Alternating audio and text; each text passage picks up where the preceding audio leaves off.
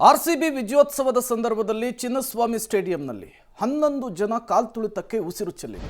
ಇದೇ ವಿಚಾರಕ್ಕೆ ಸಂಬಂಧಪಟ್ಟಂತೆ ಇನ್ವೆಸ್ಟಿಗೇಷನ್ ಚುರುಕುಗೊಂಡಿದೆ. ಸಿಸಿಬಿ ಹಾಗೂ ಕಬ್ಬನ್ ಪಾರ್ಕ್ ಪೊಲೀಸರಿಂದ ತನಿಖೆಯನ್ನ ಚುರುಕುಗೊಳಿಸಿರುವಂಥದ್ದು. ಮುಖ್ಯವಾಗಿ ವಿಕ್ಟರಿ ಪರೇಡ್ ಪೋಸ್ಟ್ ಮಾಡಿದಂತಹ ಮಾಸ್ಟರ್ ಮೈಂಡ್ ಅನ್ನು ಈಗಾಗಲೇ ಲಾಕ್ ಮಾಡಲಾಗಿದೆ. ಆರ್ಸಿಬಿ ಮ್ಯಾನೇಜ್ಮೆಂಟ್ನ ಮಾರ್ಕೆಟಿಂಗ್ ಮುಖ್ಯಸ್ಥ ನಿಖಿಲ್ ಅರೆಸ್ಟ್ ಆಗಿರುವಂಥದ್ದು. ವಿಕ್ಟರಿ ಪರೇಡ್ ಮತ್ತು ಕೊಹ್ಲಿ ಬಳಿ ಮಾತನಾಡಿಸಿರುವ ಬಗ್ಗೆ ಆತ ಹೇಳಿಕೆ ಕೊಟ್ಟಿದ್ದಾನೆ. ವಿಕ್ಟರಿ ಪರೇಡ್ ಬಗ್ಗೆ ಕೆಲವೊಂದು ಸಲಹೆಗಳನ್ನು ನಾನು ಕೊಟ್ಟಿದ್ದೆ, ಅದನ್ನ ಹೊರತಾಗಿ ಬೇರೆ ಯಾವುದೇ ವಿಚಾರಗಳು ಕೂಡ ನನಗೆ ಗೊತ್ತಿಲ್ಲ ಅಂತ ಹೇಳಿದ್ದಾನೆ. ಪೊಲೀಸರ ಮುಂದೆ ಆರೋಪಿ ನಿಖಿಲ್ ಸೋಸಲೆ ಕೊಟ್ಟಿರುವಂತಹ ಹೇಳಿಕೆ ಇದು ಅನ್ನೋದು ಗೊತ್ತಾಗ್ತಾ ಇದೆ.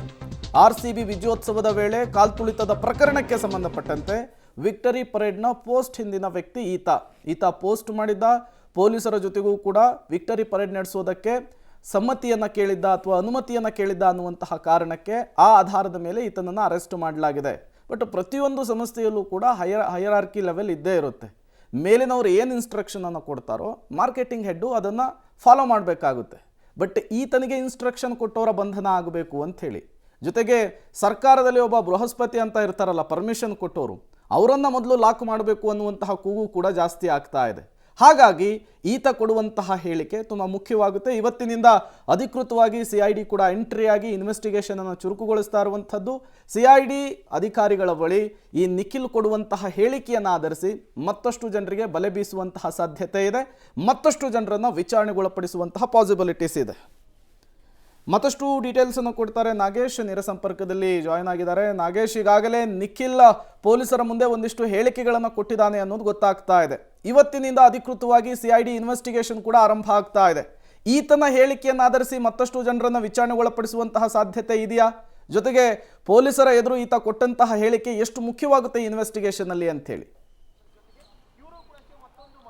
ಈಗಾಗಲೇ ಬೆಂಗಳೂರಿನ ಚಿನ್ನಸ್ವಾಮಿ ಸ್ಟೇಡಿಯಂನಲ್ಲಿ ಕಾಲ್ತುಳಿತಕ್ಕೆ ಮೃತಪಟ್ಟ ಪ್ರಕರಣಕ್ಕೆ ಸಂಬಂಧಪಟ್ಟಂತೆ ಕಬ್ಬನ್ ಪಾರ್ಕ್ ಪೊಲೀಸರು ಆರೋಪಿಗಳನ್ನು ಬಂಧಿಸಿರುವಂಥದ್ದು. ಘಟನೆ ಸಂಬಂಧಪಟ್ಟಂತೆ ಈಗಾಗಲೇ 4 ಜನ ಆರೋಪಿಗಳನ್ನು ಬಂಧನ ಮಾಡಿರುವಂತಹ ಕಬ್ಬನ್ ಪಾರ್ಕ್ ಪೊಲೀಸರು ಪ್ರಾಥಮಿಕವಾಗಿ ತನಿಖೆ ಮಾಡುವ ಕೆಲಸವನ್ನು ನಿನ್ನೆ ಮಾಡಿದರು. ಈಗಾಗಲೇ ಆರ್ಸಿಬಿ ಮ್ಯಾನೇಜ್ಮೆಂಟ್ನ ಮಾರ್ಕೆಟಿಂಗ್ ಹೆಡ್ ಆಗಿದ್ದಂಥ ನಿಖಿಲ್ ಸೋಸಲೆ ಅವರನ್ನು ಬಂಧನ ಮಾಡಿ ಪ್ರಾಥಮಿಕ ತನಿಖೆಯನ್ನು ಮಾಡುವ ಕೆಲಸವನ್ನು ಕಬ್ಬನ್ ಪಾರ್ಕ್ ಪೊಲೀಸರು ಮಾಡಿದ್ದಾರೆ ಅನ್ನುವಂಥ ವಿಚಾರಗಳು ಕೂಡ ಬೆಳಕಿಗೆ ಬರ್ತಿರುವಂಥದ್ದು.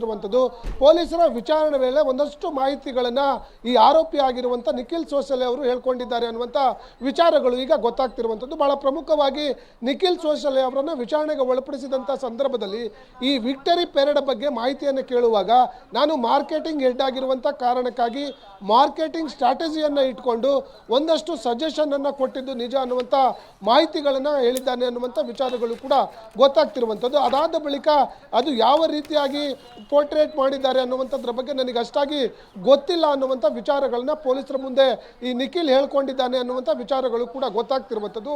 ಹಾಗಾಗಿ ಈತ ಹೇಳಿರುವಂಥ ಪ್ರಾಥಮಿಕ ಹೇಳಿಕೆಯ ಮಾಹಿತಿಯನ್ನು ಈಗಾಗಲೇ ಸಿಐಡಿ ಅಧಿಕಾರಿಗಳಿಗೆ ಕಬ್ಬನ್ ಪಾರ್ಕ್ ಪೊಲೀಸರು ನೀಡಿರೋದ್ರಿಂದ ನಾಳೆ ಅಂದರೆ ಸೋಮವಾರದ ನಂತರ ಬಾಡಿ ವಾರೆಂಟ್ ಮೇಲೆ ಈತನನ್ನು ಸಿಐಡಿ ಅಧಿಕಾರಿಗಳು ವಶಕ್ಕೆ ಪಡೆದು ಮತ್ತಷ್ಟು ತನಿಖೆಯನ್ನು ಮಾಡುವ ಕೆಲಸ ಮತ್ತು ಈತ ಕೊಟ್ಟಂಥ ಹೇಳಿಕೆ ಮತ್ತು ಅದಕ್ಕೆ ಪೂರಕವಾದ ಒಂದಷ್ಟು ಸಾಕ್ಷ್ಯಾಧಾರಗಳನ್ನು ಕಲೆ ಹಾಕಿ ಯಾರು ಈ ವಿಕ್ಟರಿ ಪೆರೇಡ್ ಹಿಂದಿನ ಕೈವಾಡ ಯಾರ್ದಿದೆ ಅನ್ನುವಂಥದ್ರ ಬಗ್ಗೆ ಸ್ಪಷ್ಟವಾಗಿ ಮಾಹಿತಿಯನ್ನು ಪಡೆದುಕೊಳ್ಳುವ ಕೆಲಸವನ್ನು ಸಿಐಡಿ ಅಧಿಕಾರಿಗಳು ಮಾಡುವ ಸಾಧ್ಯತೆ ಇದೆ ಅನ್ನುವಂಥ ಮಾಹಿತಿಗಳು ಈಗ ಸದ್ಯಕ್ಕೆ ಲಭ್ಯವಾಗ್ತಿರುವಂಥದ್ದು. ಪ್ರೇಮ್.